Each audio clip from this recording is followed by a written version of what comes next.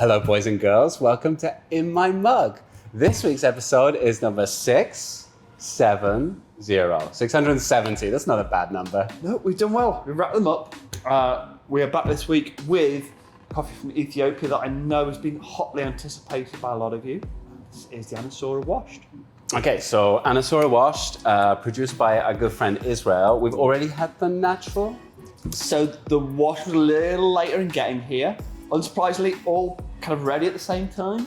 There's been some fairly big delays in the worlds of shipping and transport, and it kind of got stuck between Ethiopia and here.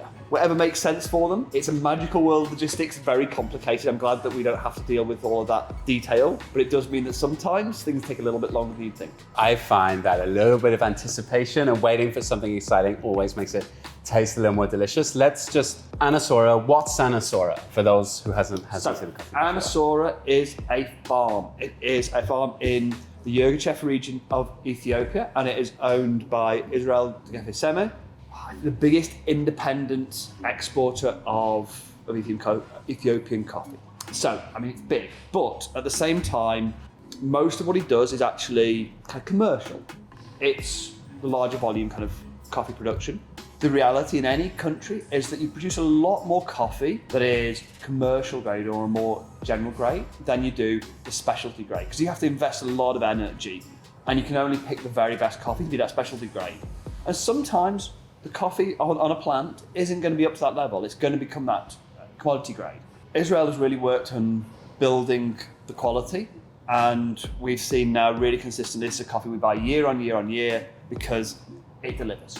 This is going to deliver a really classic washed Yirgacheffe style of coffee, and we'll find out in a minute when we go and get the Chemex. So before Roland does a brew, to just highlight some of the exciting things that are there, washed Yirgacheffe is, at least for me, is like one of the classic flavor profiles that we talk about in coffee. It's one that we use certain words to describe. So we go, it tastes like jasmine or violet, black tea. It's really valued by the let's say the government of Ethiopia as a thing. They recognize Yirgacheffe as a region, as a flavor style, and they recognize it as something that is really only achievable in Ethiopia. So they protect that kind of that name and heritage. Coffee is really important to Ethiopia, which is weird for a landlocked country, but it's where coffee comes from. They're very proud of that. So they split their coffee into different regions based on flavor profiles. A lot of money goes in to protect the coffee economy and to make sure that they're protecting that quality.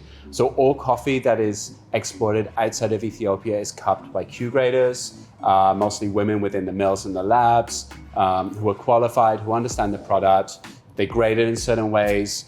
And whilst all of those things are really, really important and all support improving quality, they also get in the way of some of the things that we really value, which is provenance, being able to tell a story about where coffee came from a farm. And actually Ethiopia is not well set up for that. So the point in saying all this is Sora being a farm, that's pretty rare and special. Most of Israel's work is through mills he owns and manages that kind of that quality process. And over the last year or so, we've seen a lot more small farmers start to be able to export their lots. We had a couple of lots from single farmers over the last couple of years, and that's really due to reforms that happened to the Ethiopian Commodity Exchange.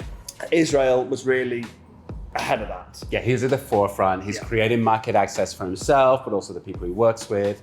He's also experimenting in other ways. So whilst this is a super high quality version of the classic coffee we get from Yirgacheffe, he's also experimenting with weird processes. So we tasted strange, different things from him. Obviously, we've got the natural as well, which is a very different expression of Ethiopian coffee. But what's interesting is you get a lot of naturals from other regions of Ethiopia, but it's rare that you taste a Yirgacheffe as a natural and as a wash. And when you do get to do that, you get the flavors of Yirgacheffe and the flavors of natural processing. But this is the one that effectively started not just our relationship with Israel, but also it's the one that started a lot of people's journey into specialty coffee. You know, so Roland, brew us some coffee. Go. I want my coffee. And we're back. I'm going to have no patience and pour myself some first. And you brew this in a Chemex. Yeah. And so washed Yirgacheffes tend to be light in body. The Chemex is going to exaggerate that, so it's going to be quite a light brew. And sometimes you want to do that. You want to play into the strengths of a coffee, and sometimes you want to, go the other way and kind of fill something out. For me, I love to be able to have lots of different coffees and for them to taste different. So when I have a coffee like this that is floral and light, I kind of want to really exaggerate that and make it really floral, really light, really delicate. The chemistry's great for that one. Obviously, there are other brewers out there that will also work really well with this. Other filter brewers, other pour over brewers, even things like your clever dripper are going to help give you some of that lightness to it.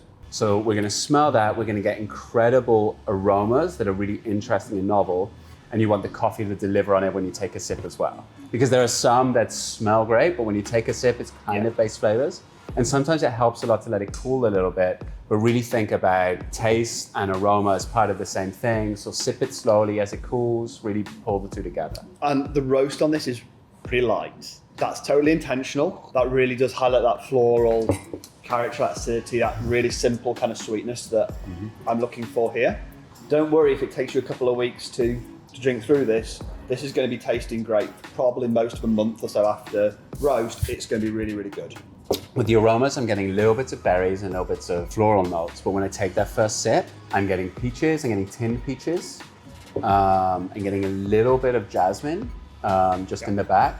A lot of washed yogurchefs you'll hear people describe as Earl Grey tea, so bergamot, and black tea as the two kind of core flavors. And I'm getting a little bit of that. I'm actually getting not so much bergamot, but more of that kind of bitter lemon.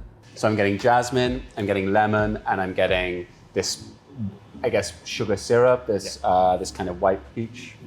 That sweetness, the kind of backs up. So for me, it kind of goes much more into that kind of like sweet lemon or like lemon cream kind of flavor. I'm also getting, this is a weird one, but grape candy, American grape candy and grape juice. Like that kind of almost fake purple fruit, which I think is the flavor of Concord grapes. I think that's where they get that flavor from. But I can get that, yeah. I kind of get that actually. I hadn't noticed that before. That's really interesting. It's also clean. Like we've had a lot of naturals recently, and we've had natural from this farm, which is a really clean natural where you're getting lots of kind of tropical fruits and different things. But this is about as clean as a coffee can get. Let's suggest that this is almost definitely the flavor that you'd get if bees made honey, but they were foraging on tea flowers. 100%. And I think it's going to be a really hard one to prove, so I'm putting all of me into this. Yeah. Excellent. It's definitely what it tastes like. If you use this in espresso, which I happen to know our good friends at Pot Kettle Black in Manchester are going to be having this as guest espresso there for them, their special espresso there. What kind of things do you think we're going to get from this? I'm not sure I would want this as a milk drink because I think the flavors are all kind of light and fleeting. And so when you add milk, they'll cover up the most exciting bits that are there and it won't give you that kind of chocolatey finish that you expect. Maybe actually with milk, the only thing that will kind of sit out there is that kind of black tea, kind of malty flavor. But we've got florals, we've got bright fruits, and actually when you brew as espresso, all of those things get exaggerated and multiplied in effect, and actually they sit better as a taste in the espresso probably than they do as filter. So you're gonna get a bouquet of flowers, you're gonna get violet, and you're gonna get jasmine, and then you're gonna get that fruit, and again, I'd say probably what we're getting a little bit of peaches and syrup, that's gonna be much more rounded, so it's gonna be probably mango, peach, papaya, these kind of floral tropical fruits, which I find really exciting. That for me is the difference between traditional espresso, where we all kind of know what it tastes like, and it can be good and it can be bad, but it's a fixed product. And then you take a coffee like this and brew it as espresso, and it suddenly becomes something completely different to the filter coffee, something completely different to traditional espresso, and you're really maximizing the value that you can get from the espresso machine. You say, no, this is something we use to create new, interesting flavors that you can't get any other way. Great. So if you've got an espresso machine at home and you want to give it a try, let us know how it turns out. Is it your kind of espresso? Is it something that really struggles with? Do you manage to kind of enjoy it? Is it something that you want more of, or is it a bit too out there, a bit too acidic, maybe? If it's too out there and too acidic, play with your brewing time. In that case, we'll see you next week. 670 out.